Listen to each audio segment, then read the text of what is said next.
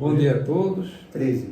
Estamos no Seminário dos Múltiplos Saberes do Instituto Pernambucano de Pesquisas Psicobiofísicas, neste dia 13 de setembro de 2025, aqui em Recife, e sempre temos convidados ilustres dos diversos campos dos saberes. Hoje temos o nosso amigo aqui, Guilherme Velho, nosso, né?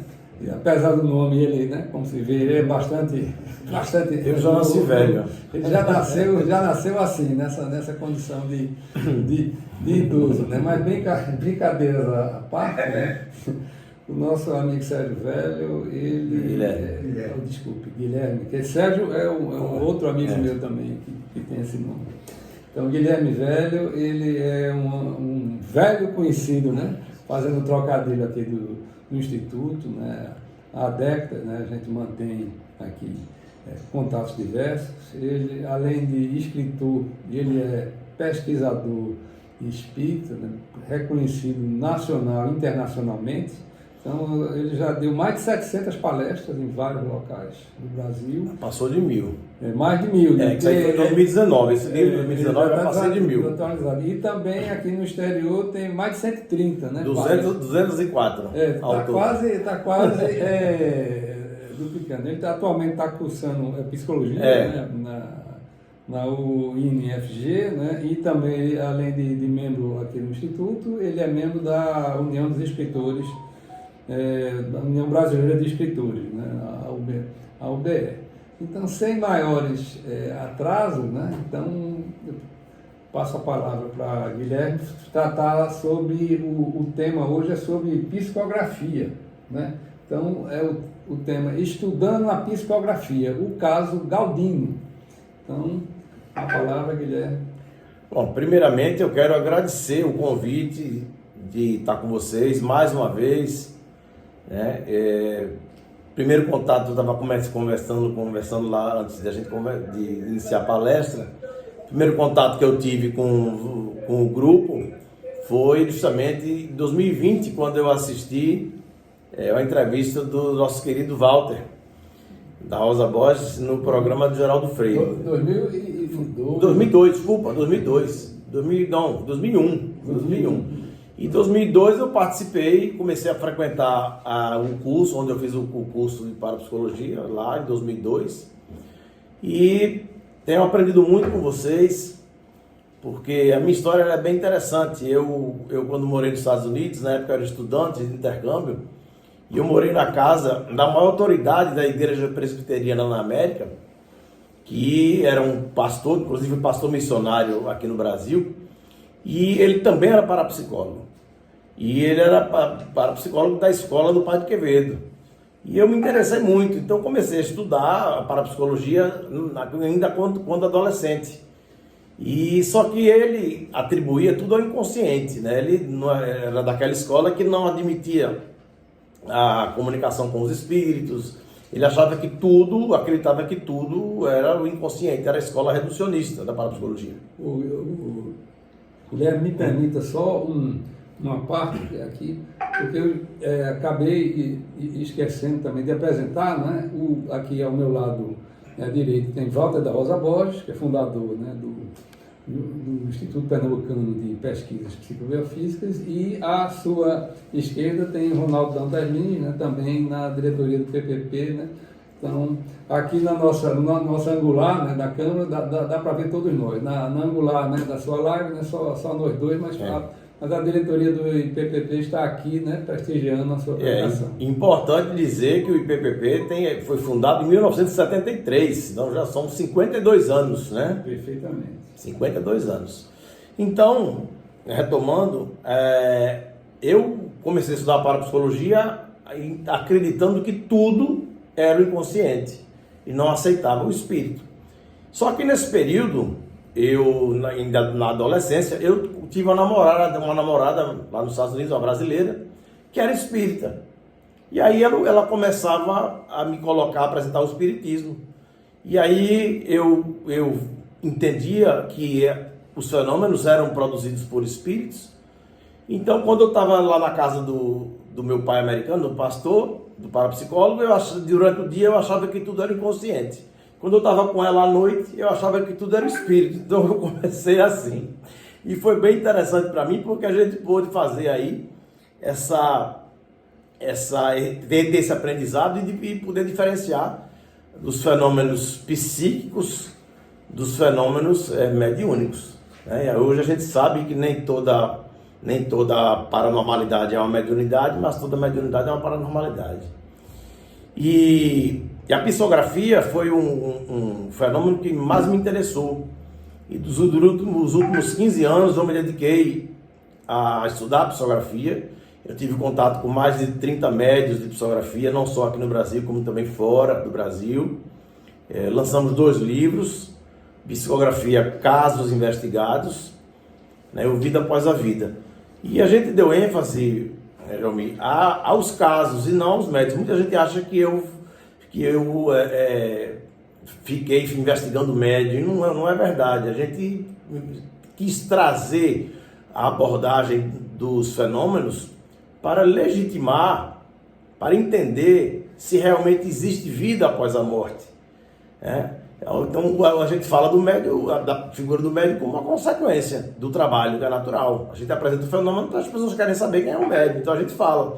Mas na verdade, o que a gente foi em busca foi do fenômeno, para poder entender se realmente existe vida após a morte.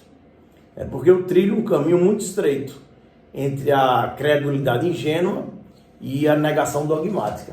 E é bem complicado isso, né? Porque a gente não consegue mudar a verdade das pessoas. As pessoas acreditam no que elas querem. Eu aprendi isso com o professor Henrique Rodrigues, que para mim foi um grande parapsicólogo, que conviveu com o Chico. E o Henrique dizia, Guilherme, prova não convence ninguém. Se prova convencer, esse médico não fumava. E que o que convence não é a prova, mas é a maturidade psicológica de quem está diante da prova. Ele dizia que para quem sabe ler, um ponto pode se tornar uma letra. E qual a utilidade do Google para um analfabeto? Então eu ampliei essa concepção. Então as pessoas acreditam no que elas querem, né? Mas também o estado psicológico da pessoa é muito importante. Porque às vezes a pessoa está no estado vulnerável e ela vai acreditar naquilo que é conveniente para ela. E a psicografia era algo que me intrigou bastante, porque meu melhor amigo, ele faleceu num acidente de moto, e semanas depois uma grande amiga recebe uma carta psicografada, isso na década de 90 ainda, e a carta ela veio com detalhes. Na época não tinha internet, não tinha nada, e não tinha como a médium saber, era uma coisa muito próxima entre eu e ele, situações que só nós dois sabíamos. Então aquilo despertou essa curiosidade. Eu fiquei com aquilo durante pelo menos uma década e meia ali, eu acho, uns 15 anos, até que eu comecei a ter contato com os médiuns e começar a pesquisar o fenômeno da psicografia. E hoje a gente vai falar do caso que, para mim, de todos os casos que eu tive a oportunidade de pesquisar, quase 250 casos, foi o caso mais impactante dos que eu tive a oportunidade de pesquisar, que foi o caso da Dona Maria, que tinha um filho chamado Galdino. Acho que eu já cheguei a falar outras vezes, no meu canal no YouTube vocês vão ver uma matéria sobre esse caso, mas hoje eu vou contar para vocês e apresentar também algumas fotografias. Dona Maria, ela tinha um filho com um pouco mais de 40 anos e que ele tinha transtornos mentais. Ele saía de casa todo dia, ele gostava de andar, ele saía de casa de manhã e voltava sempre no final da tarde. Isso em Fortaleza, na região metropolitana de Fortaleza. E em determinado dia ele saiu e nunca mais voltou. Início de 2011, nunca mais voltou. E essa mãe, ela ficou totalmente desesperada, né? Porque era um filho que ela já tinha transtorno, era um filho que ela cuidava, que ela tinha um carinho todo especial e dava uma atenção especial pelo fato dele ter esse transtorno. E aí ela resolve fazer cartazes, e ela amanhecia o dia e começou a andar todo o Ceará, colocando cartazes em ônibus, colocando cartazes em delegacias, abrindo gaveta de ML, em hospitais, em albergues para procurar o filho. Ela passou 2 anos procurando o filho. 2 anos. Uma senhorinha, na época, com quase 80 anos, andando todo o estado do Ceará, procurando o filho, sem encontrar. E era desesperador. Eu tenho quase 1 hora de entrevista com ela.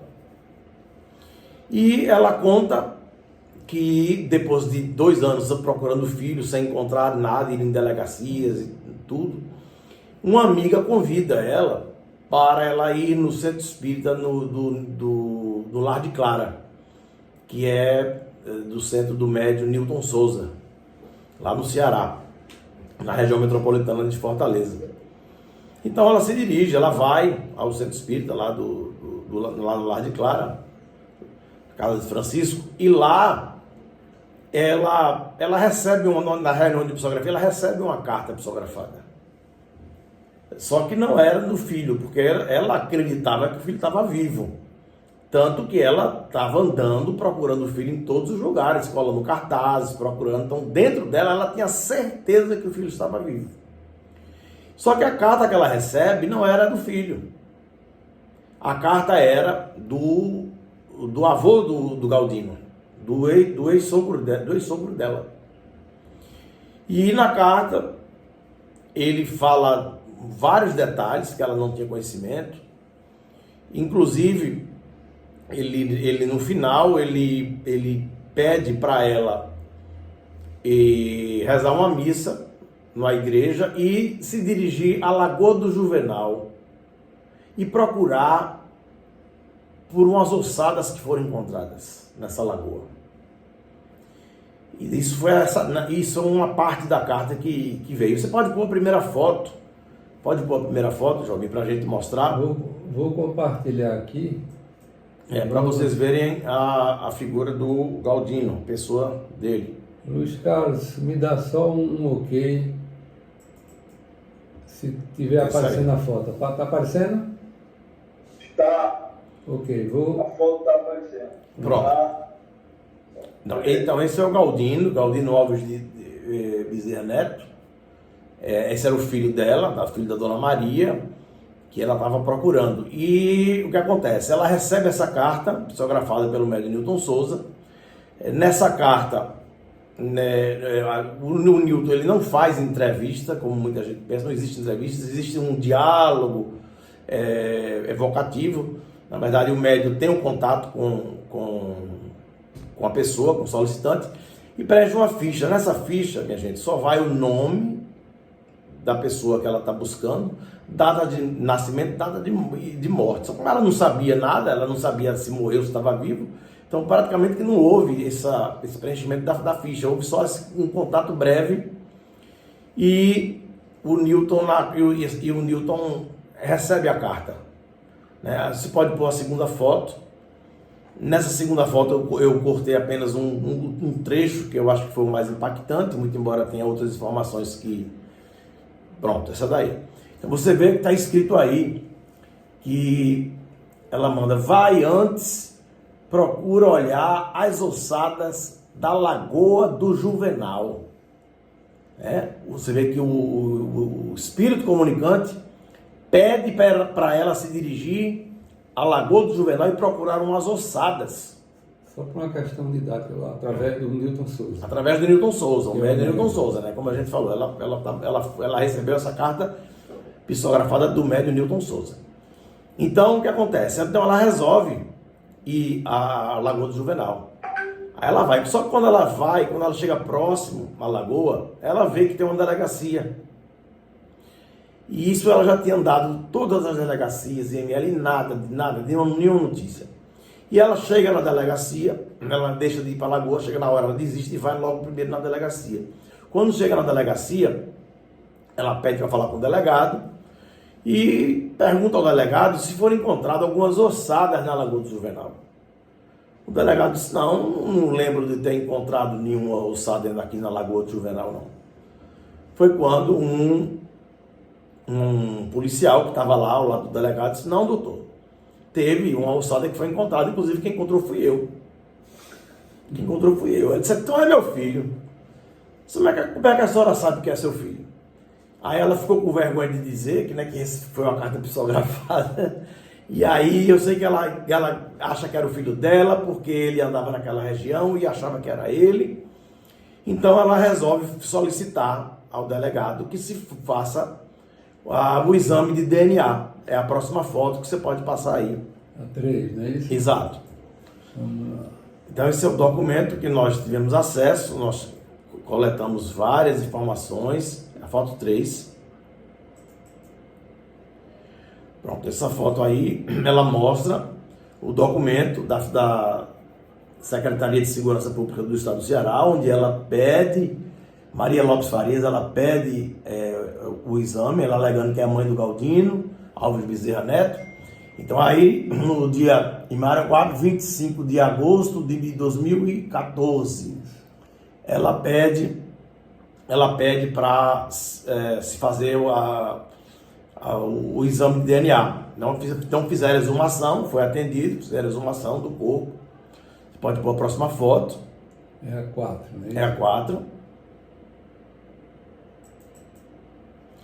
Aqui está a ossada do Galdino.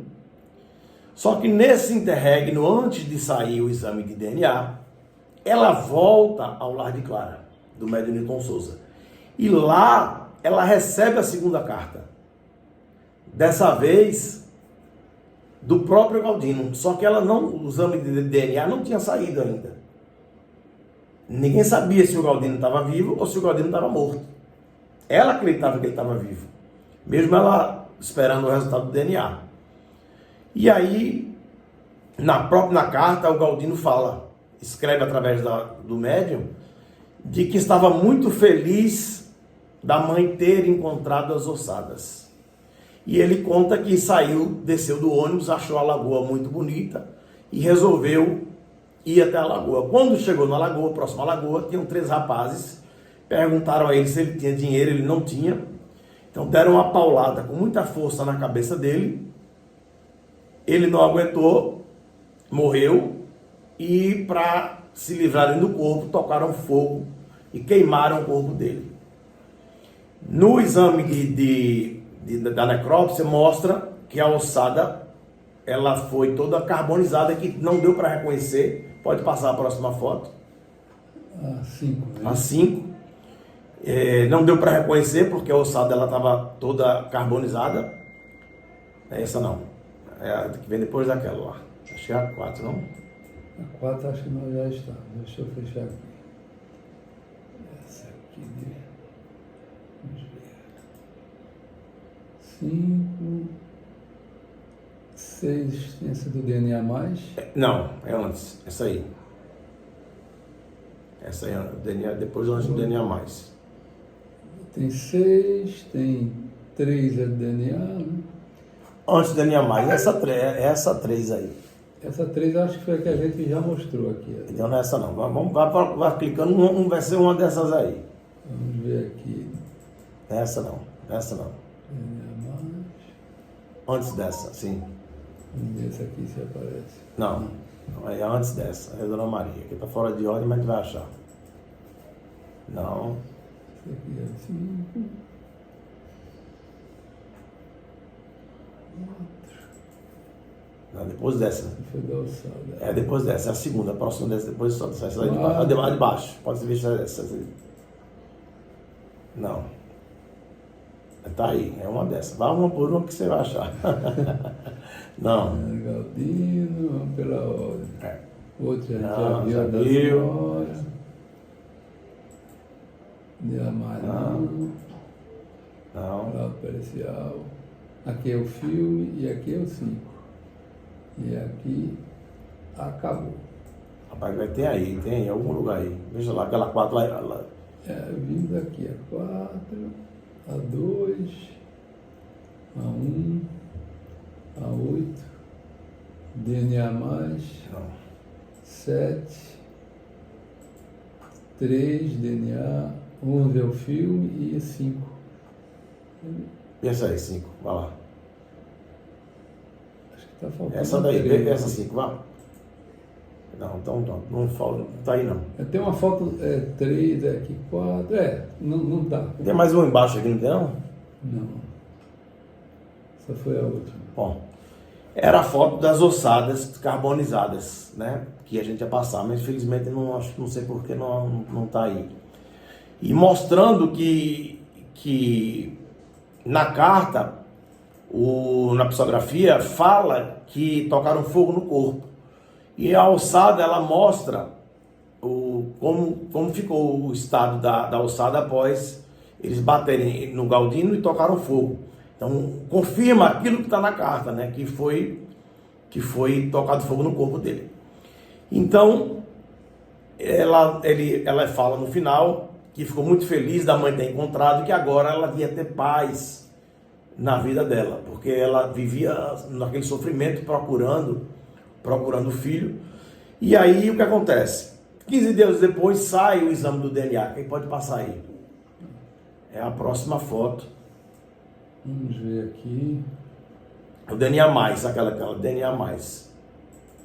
Pronto. Essa daí. Sai o exame do DNA, nós tivemos acesso. Perícia Forense do Estado do Ceará. Pois é. Comprovando que se tratava da ossada do filho dela, Galdino, que estava desaparecido há 2 anos. Extração de DNA. Aí o método de análise, enfim. Então você vê que realmente a informação que veio na carta, ela comprovava de que a comunicação era uma comunicação trazendo verdades, né? Depois dessa daí, acho que tem a foto, pode passar também a foto. Tem aqui essa... É o laudo, pode pôr o laudo também. Esse foi o laudo final do exame da necrópsia, mostrando que foi feito o exame de DNA, que foi feito também o laudo pericial, né, mostrando que o corpo foi carbonizado, tudo, a ossada, né, só sobraram os ossos. Pode passar. Aquilo que eu lhe mandei pelo WhatsApp, você conseguiu baixar? Consegui. Deixa eu ver. Aqui. Eu acho que só tem a foto da Dona Maria, aquela foto da Dona Maria. Pode pôr ela, aquela foto lá. Posso colocar? Pode, Dona Maria. Acho que falta, é só uma foto lá que falta passar. Que está com você, né? Não, tá aí. Com você. Não, que aparece comigo, é, exato. É para vocês conhecerem um pouco, aí saberem quem é a Dona Maria. Tivemos quase 1 hora de entrevista com ela, onde ela relatou tudo que ela viveu durante esses 2 anos. E essa daí, pode pôr ela.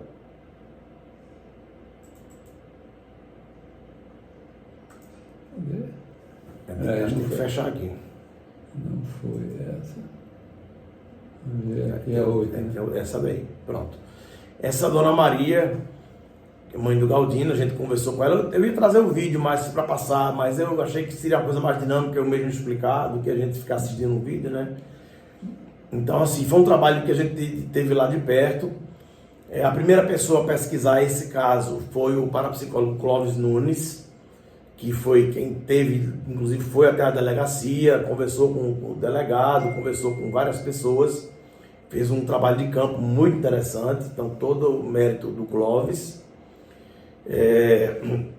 O Sandro Fontana também, um outro parapsicólogo, também teve acesso a esse caso. E esse caso hoje está na mão do NUPS. Quando eu estive lá no NUPS em 2019, apresentando minhas pesquisas sobre as psicografias, eu apresentei o caso do Galdino lá para o Dr. Alexander Moreira Almeida. E o Newton autorizou e ele passou esse caso que está sendo investigado lá pelo NUPS também.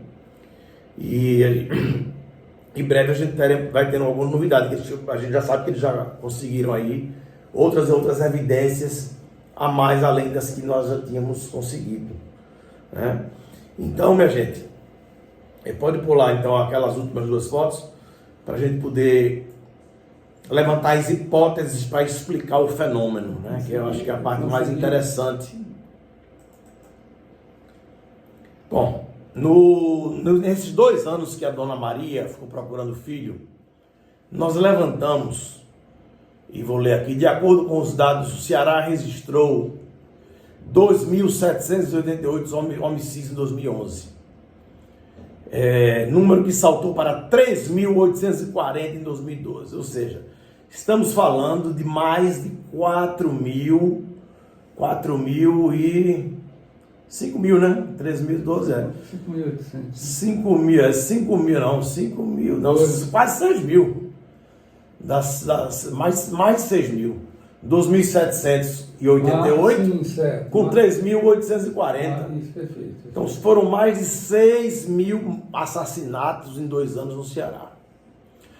Aí eu pergunto, como é que o médium poderia saber, né? Primeiro, se o Galdino estava vivo ou se o Galdino estava morto. Como é que o médium poderia saber que ele estava morto? Porque foram mais de 6 mil mortos, né? E saber exatamente desses 6 mil, qual era o Galdino e aonde estava enterrado a ossada do Galdino. Porque nós temos 4 hipóteses para explicar esse fenômeno. A primeira hipótese seria a da telepatia. Primeira hipótese que a gente pode explicar. A gente sabe que o fenômeno da telepatia é um fenômeno que existe, dentro da parapsicologia a gente estuda muito isso. Inclusive, nesses fenômenos de psicografia, a gente já percebeu que o pano de fundo, o início daquela comunicação, é sempre um fenômeno de telepatia ali que ativa a paranormalidade ali do médium também, e onde ele consegue entrar em contato e captar essa consciência que já não está mais na Terra. Então poderia ser a telepatia, sim. Mas uma telepatia ela não explica, porque como é que se a mãe estava ali na frente do médium, acreditando que o filho estava vivo, tanto que ela estava andando 2 anos procurando o filho. Se ela tivesse qualquer dúvida, se ela acreditasse que o filho estava morto, ela não estaria 2 anos andando o Ceará todo, pegando cartaz de ônibus, abrindo gaveta de ML. Tanto que quando o Galdino vem se comunicar, ele diz à mãe para ela parar de procurar o IML, parar de procurar os albergues e ir até a Lagoa do Juvenal e perguntar pelas ossadas que foram encontradas lá. Então, você não podia produzir um fenômeno telepático de algo que a mãe não sabia, não tinha o menor conhecimento. Essa telepatia veio de quem? Só se foi da consciência sem corpo que estava ali presente. Tá? Então podia ser aí seria um fenômeno espiritual, já não seria telepático. Então a segunda hipótese, a da fraude. A fraude que a gente sabe que existe, a gente inclusive já demonstrou aí vários casos aqui no Brasil, de pessoas que coletam informações, redes sociais e tudo, inclusive matéria do Fantástico, uma delas, está no meu canal aí no YouTube. Mas como é que ele poderia fraudar isso aí? Porque no universo de 6 mil mortos, minha gente, você saber que o filho estava morto primeiro, saber onde estava enterrado, saber o local exato, e o detalhe, saber que o corpo foi incendiado, foi tocado fogo no corpo, e vai exatamente bater com o laudo pericial que mostra que o corpo foi queimado. Quer dizer, então a hipótese é do médium ter assassinado, só se for essa. E o Newton é uma pessoa muito séria, é um amigo querido, e essa hipótese ela foi logo tirada pela honorabilidade da pessoa. Ele não teve acesso a nada, não sabia de nada. Então, vamos para a terceira. Então, a hipótese da fraude ela foi logo também tirada. Aí veio a terceira hipótese, que é das percepções extrasensoriais, né? Também, que eu já falei, né? Que é da telepatia. E também o inconsciente, que poderia produzir o fenômeno. A gente sabe que o inconsciente produz o fenômeno. A gente que estuda parapsicologia, eu estudo parapsicologia desde 2002, quando fiz o curso aqui com vocês. Então o inconsciente ele faz, eu já vi muitos fenômenos produzidos pelo inconsciente. Inclusive, quando Joseph Bensheim traz a moderna parapsicologia, na época, a parapsicologia ali crescendo, e o fenômeno e o movimento espírita, não o pensamento espírita, mas o movimento espírita que seguiu Kardec, ele não fez essa separação entre os fenômenos psíquicos ou anímicos e os fenômenos mediúnicos. O movimento espírita mediuniza tudo, espiritualiza tudo, espiritizar tudo, como se tudo fosse produzido por espíritos. E como eu falei no início da minha fala, a gente sabe, nem toda paranormalidade é uma mediunidade, mas toda mediunidade é uma paranormalidade. E Kardec ele foi tão grande no seu tempo que lá atrás ele fez essa separação. Kardec descobriu que existiam pessoas que produziam fenômenos sem concurso de espíritos, que ele batiza de homem elétrico, palavra que o movimento espírita também esqueceu. Então Kardec foi muito grande no seu tempo. Tanto que alguns parapsicólogos reducionistas na época chegaram a dizer que o espiritismo era a doutrina do inconsciente codificada de forma errada por Allan Kardec. E o espiritismo entra em declínio na Europa. E a moderna parapsicologia surge com força, chega no inconsciente com Freud. E então o inconsciente, para ser inconsciente, ele teve que conscientizar em alguma época aquilo que se tornou inconsciente. Você não pode tirar do inconsciente algo que nunca entrou lá. Onde estaria essa informação para o inconsciente ter produzido tanta informação, tanto detalhe? Então fica difícil, porque o inconsciente ficou muito cômodo para os materialistas explicar o fenômeno. Isso aí foi inconsciente. Tudo bem, é inconsciente. Então tem que explicar equacionalmente, com a ciência, como que o inconsciente produz esse fenômeno. Como é que o inconsciente pode, no universo de mais de 6 mil mortos,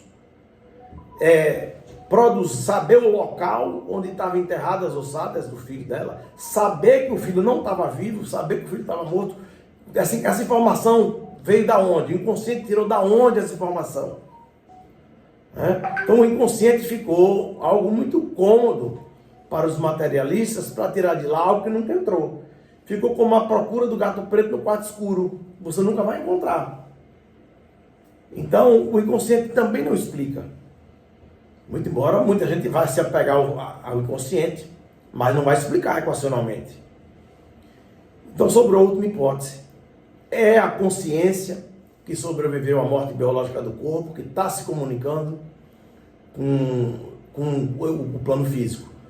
Das hipóteses que foram apresentadas, das 4 hipóteses, é a mais plausível, a mais racional, é a mais lógica, porque a comunicação ela é autêntica, ela é real. Inclusive o Newton, ele se submeteu a falar um pouco do médium, né? Já que a gente falou do caso, agora é importante falar do médium também. O Newton, no ano de 2021, o Dr. Alexandre Moreira Almeida me pediu para conseguir alguns médiuns, convidar alguns médiuns para se submeterem a uma pesquisa em ambiente controlado lá no NUPS, na Universidade Federal de Juiz de Fora.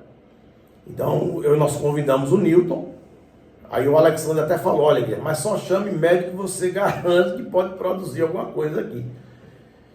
Eu digo, tudo bem. Então eu selecionei aqueles que eu realmente acredito que iriam lograr êxito no experimento.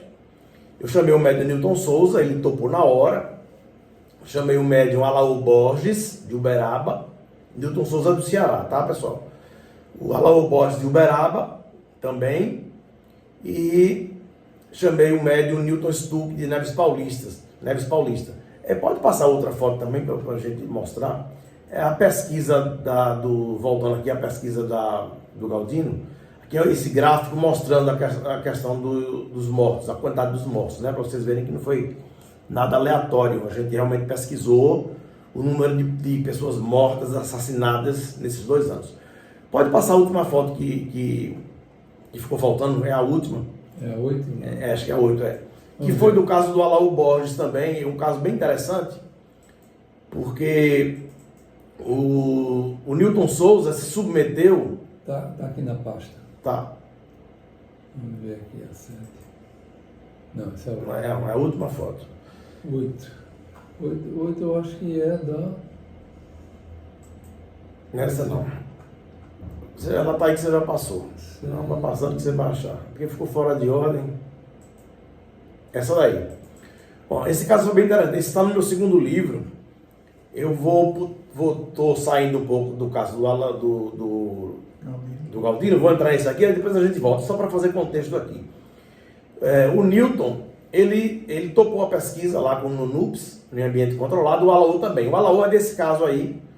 Esse caso ocorreu no ano 2000, na época não tinha nem internet. Ele vai a São Paulo pela primeira vez e recebe uma carta da Eliezer, que já estava morta, obviamente, e ela assina a carta. Isso foi na época do inventário. Aí a assinatura ela veio tão parecida, em cima está a assinatura dela de solteira, embaixo está de casada, ou o contrário, em cima está de casada, embaixo de solteira.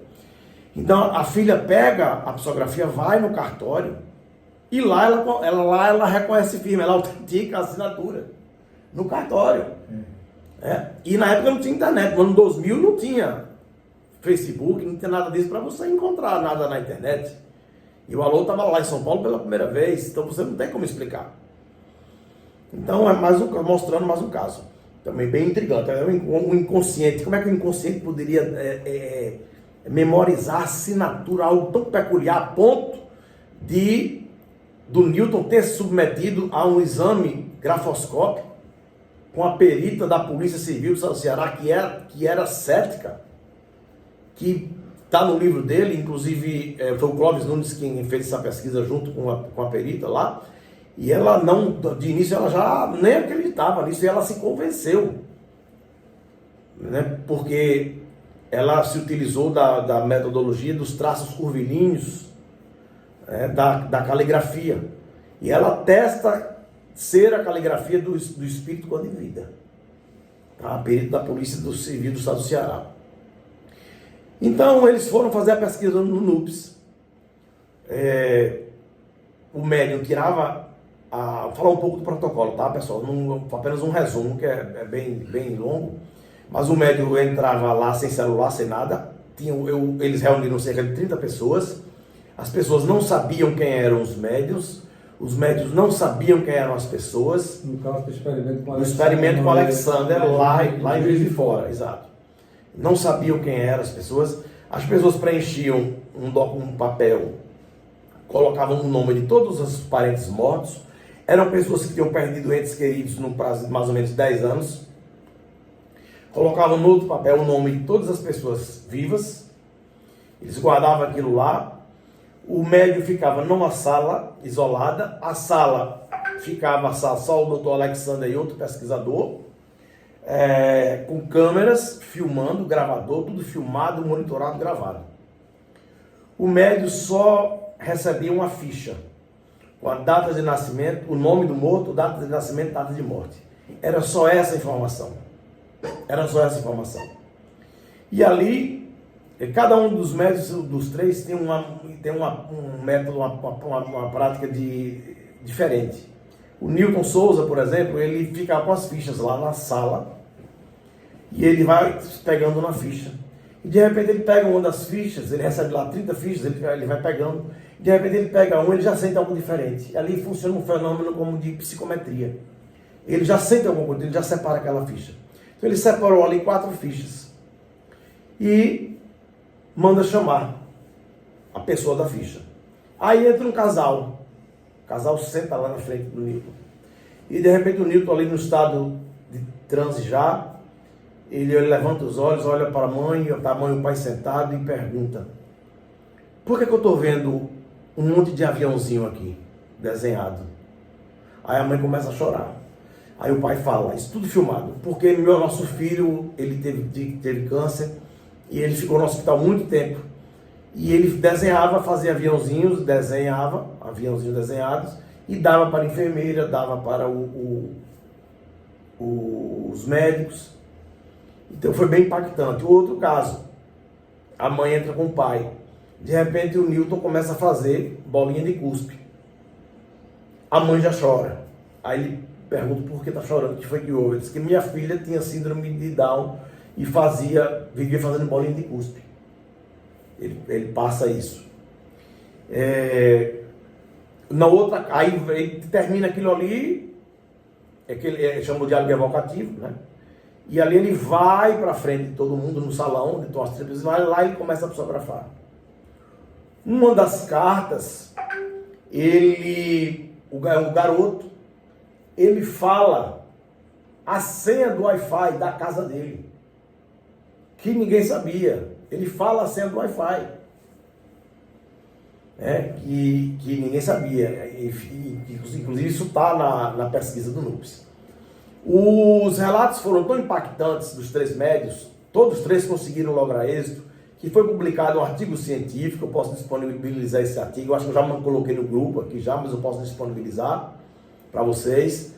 Foi publicado um artigo científico numa revista científica renomada da Europa, está em inglês, né, como eu falei, e os casos foram tão impactantes que muitas das assinaturas vieram tão parecidas que a segunda fase dessa pesquisa deve ser publicada em breve, que foi contratado um perito em grafoscopia para fazer o exame grafotécnico, um perito da Polícia Federal, se eu não me engano, não lembro agora, e vai ser publicado esse exame grafoscópico, né? Grafotécnico, também com as assinaturas, muito em breve deve estar saindo.